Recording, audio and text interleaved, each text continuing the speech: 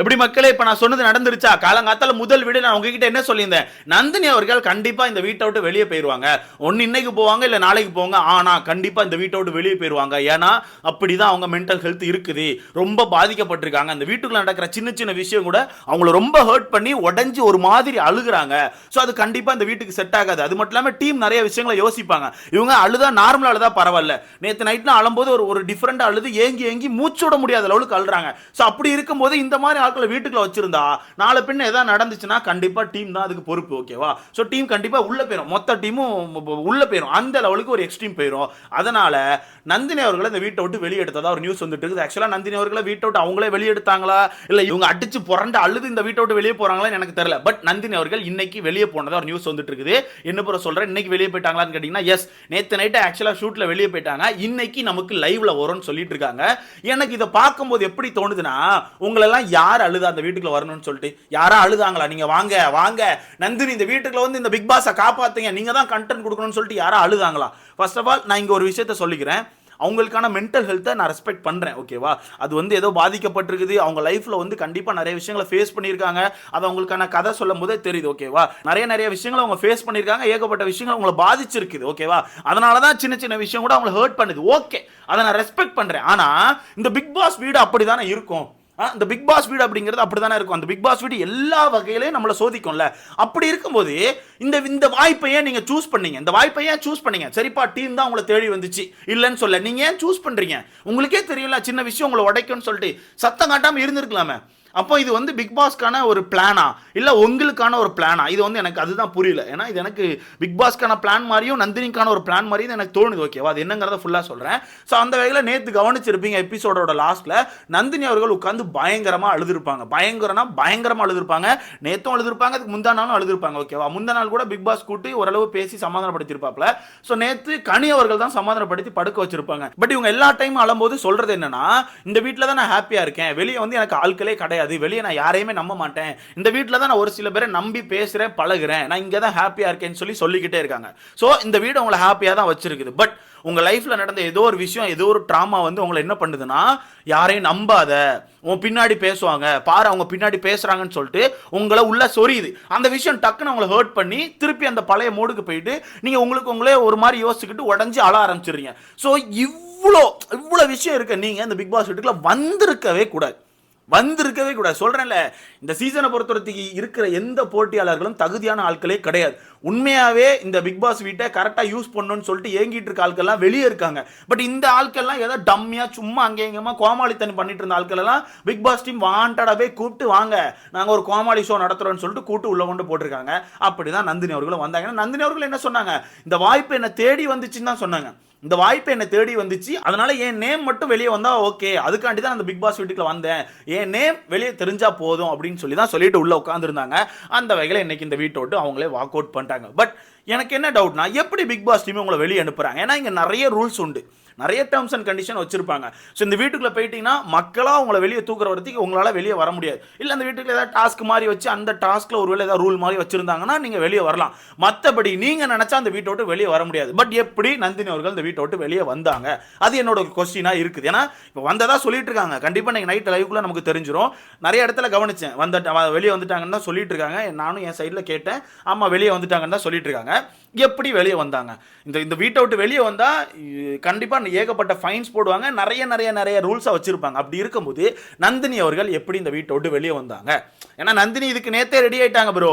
நேத்தே அந்த அழுது பேசிட்டு இருக்கும்போது சபரி உள்ள போய் பேசும்போது, வெளியே போறதுலாம் கஷ்டம் மச்சான், புரிஞ்சுக்க மச்சான், அது உனக்கே தெரியும் மச்சான் அப்படிங்கும்போது என்ன சொல்லுவாங்கன்னா, நான் வெளியே போய் பிச்சை எடுத்து கூட பொழைச்சிப்பேன், என் காசை ஃபுல்லா எங்கேயும் போட்டுட்டு நான் திருப்பி பிச்சை எடுத்து கூட பொழைச்சிப்பேன், ஆனா இந்த வீட்டில் நான் இருக்க மாட்டேன் அப்படின்னு சொல்லி அழுதுருந்தாங்க. ஸோ நேற்று நைட்டு அவங்க ரெடி ஆகிட்டாங்க வெளியே போகிறதுக்கு. ஓகேவா? அப்போ எப்படி இந்த வீட்டை விட்டு அவங்க வெளியே போனாங்க, பிக் பாஸ் டீம் எப்படி ஒத்துக்கிட்டாங்க? சுத்தமாக தெரில. ரெண்டாவது, உண்மையாக இந்த வீட்டை விட்டு வெளியே போகிற அளவுக்கு இந்த வீட்டுக்குள்ள ஏதாவது நடந்துச்சா இவங்களுக்கு அப்படின்னு பார்த்தா இல்லை. யாருமே அவங்க கிட்ட சண்டைக்கு போல ப்ரோ. ஒரு நபர் கூட நந்தினி அவர்கள்ட்ட போய் சண்டைக்கு போல. எல்லாருமே ரொம்ப ஜாலியாக தான் பேசிட்டு இருந்தாங்க. அதுவும் அந்த கதை சொல்ற டாஸ்க்ல ஃபர்ஸ்ட் இவங்க தான் கதை சொன்னாங்க. அதுக்கப்புறமே எல்லாருமே ரொம்ப ரெஸ்பெக்ட் வச்சு யாருமே அவங்ககிட்ட போய் ரொம்ப தப்பாவும் நடந்துக்கல, ரொம்ப ஒரு மாதிரி பேடாவும் பேசல, எதுவுமே பண்ணல. எல்லாருமே அழகா ட்ரீட் பண்ணாங்க. அப்படி இருக்கும்போதும் இப்படி உடஞ்சு அழுகுறாங்கன்னா, சத்தியமா சொல்றேன், அவங்களுக்கு நல்ல ஒரு சப்போர்ட் தேவை. மெடிக்கல் சப்போர்ட் கண்டிப்பாக தேவை. ஸோ அது அவங்க ஃபேமிலி இல்லைன்னு சொல்லிட்டு இருக்காங்க. பட் கண்டிப்பாக அவங்களுக்குன்னு ஒரு வெல்விஷர்ஸ் இருப்பீங்க.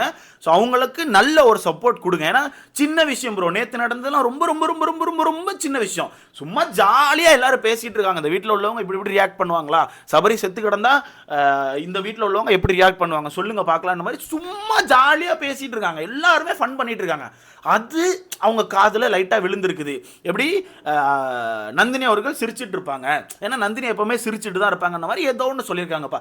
அந்த சிரிச்சுக்கிட்டே இருப்பா அந்த வார்த்தை அவங்க காதுக்குள்ளே போய் நந்தினினா சிரிச்சுக்கிட்டே இருப்பா, நந்தினினா சிரிச்சுக்கிட்டே இருப்பான்னு சொல்லி அவங்கள நோண்டி நேற்று நைட்டு உடச்சிட்டு இப்போ அவங்க மைண்ட் செட் எப்படின்னா, என் முன்னாடி எல்லாரும் நல்லா பேசினாலும் என் பின்னாடி என்னை பற்றி தப்பாக தான் பேசுகிறாங்க, என் பின்னாடி என்னை பற்றி ரொம்ப பேடாக பேசுகிறாங்க அப்படின்ற மாதிரி தான் அவங்க மைண்ட் செட் இருக்குது.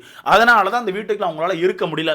இப்போ நேற்று கூட கவனிச்சிருப்பீங்க ப்ரோ, நேற்று மத்தியானம் கூடலாம் வாட்டர்மெலன் சார் கூட சேர்ந்து அந்த கேமராலாம் ரொம்ப ஜாலியாக பேசிட்டு இருந்தாங்க. நான் வந்து பிக் பாஸ்க்காக இந்த ட்ரெஸ் போட்டிருக்கேன், இதில் பாரு அந்த ஐ சிம்பிள் இருக்கு பாரு, இதை பிக் பாஸ் பார்த்து எனக்கு பாராட்ட சொல்லுன்னு சொல்லிட்டு கேமரா முன்னாடி பேசுனது என்ன, வாட்டர்மெலனை கல்யாணம் பண்ணிக்கிறேன்னு சொல்லி ஃபன் பண்ணது என்ன, ஏகப்பட்ட விஷயங்கள் நடந்துச்சு. அதெல்லாம் நல்லா தான் இருந்துச்சு, ஓகேவா தான் இருந்துச்சு.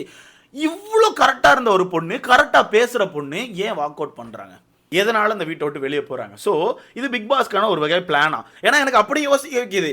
இந்த வீட்டுக்குள்ள வந்து ஃபர்ஸ்ட் ஆக்டிவிட்டியில் ஒரு 3 கொஸ்டின் கேட்டிருந்தாங்க. யார் எவிக்டாவா, யார் வின்னர் ஆவா, நீங்கள் எத்தனை நாள் இந்த வீட்டுக்குள்ள இருப்பீங்கன்னு சொல்லுங்கன்னு சொல்லும்போது நந்தினி அவர்கள் ஒன்று சொல்லியிருந்தாங்க. என்ன சொல்லியிருந்தாங்கன்னா, எனக்கு நடிக்க தெரியாது, நான் வந்து இந்த வீட்டுக்குள்ள இருக்கிறதுக்கான வாய்ப்பே கிடையாது, நான் வெளியே போயிடுவேன், என்னாலலாம் இந்த வீட்டுக்குள்ள இருக்க முடியாது, ஏன்னா எனக்கு நடிக்க வராது, இங்கே நிறைய பேர் நடிச்சிட்டு இருக்காங்க, ஸோ என்னோட பேர் வெளியே வந்தால் போதும், இப்போதைக்கு வந்திருக்கும், எனக்கு அது மட்டும் போதும், நான் இந்த வீட்டை விட்டு வெளியே போக தயார் அப்படின்ற மாதிரி சொல்லியிருப்பாங்க. ஸோ அவங்க பிளான் பண்ணி தான் வந்தாங்களா, அவங்க இந்த வீட்டுக்குள்ளே பிளான் பண்ணி தான் வந்தாங்களா? எனக்கு அந்த கொஸ்டின் வருது ப்ரோ. ஏன்னா இந்த சீசன் 9 ரொம்ப அழிச்சிட்டு இருக்காங்களோன்னு தோணுது. சீசன் 9 மட்டும் இல்லை, பிக் பாஸ் தமிழ் அப்படிங்கிற ஒரு பெரிய ஷோவையே இவங்க அழிச்சிட்டு இருக்காங்கன்னு எனக்கு தோணுது. ஏன்னா இந்த மாதிரி மக்கு போட்டியாளர்கள் எடுத்து போட்டிருக்குமா எனக்கு அப்படி தான் தோணுது. இந்த கலை அரசுன்னு வாட்டர்மெலனு இப்போ விஜய் பாரு இந்த மாதிரி ஆட்களை எடுத்து போட்டு இந்த ஷோவை நாரடிச்சிட்டு இருக்காங்க தான் எனக்கு தோணுது.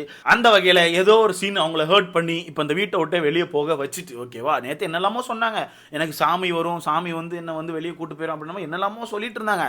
ஆக்சுவலாக என்ன நடந்துச்சுன்னு தெரியல. மொத்தத்தில் நந்தினி அவர்கள் எவிக்ட் ஆயிட்டாங்க. ஸோ நந்தினி அவர்கள் இந்த வீட்டை விட்டு வெளியே போனதுனால கலையரசன் ஆட்டோமேட்டிக்காக சேவ் பண்ணப்படுவார்னு எனக்கு தோணுது. ஏன்னா சிங்கி வேணும்ல ப்ரோ, வீட்டுக்குள்ள விஜய் பாரு வந்து ஒன்று பண்ணிட்டு சுற்றுறாங்க. ஏன்னா நான் முன்னாடி தான் சொல்லிட்டு இருக்கேன், விஜய் பாரு அவங்க தான் இந்த வீட்டுக்குள்ள பெரிய ஆள் நினச்சிட்டு சுற்றிட்டு இருந்தாங்க, அவங்க தான் கரெக்டு, அவங்க மட்டும் தான் மாசு, அவங்க மட்டும் தான் கெத்து நினச்சி சுற்றிட்டு இருந்தாங்க. நேற்றுக்கான டாஸ்கில் கெம்மி அடிச்சு புரட்டினதில் அதை ஏற்றுக்க முடியாமல் உட்காந்து புலம்பிட்டு இருக்காங்க. அதை நான் அடுத்த வீடியோவில் சொல்கிறேன். புலம்பிட்டு இருக்காங்க. அதுக்கு சிங்கி அடிக்கிறதுக்கு ஒரு ஆள் தேவை, அதுதான் நம்ம கலையரசன். சம்மனு சிங்கி அடிக்காப்புல. சிங்கினா சிங்கி, மொரட்டை சிங்கி. இதுக்கு முன்னாடி எந்த சீசனில் இந்த மாதிரி ஒரு சிங்கியை பார்த்ததே கிடையாது.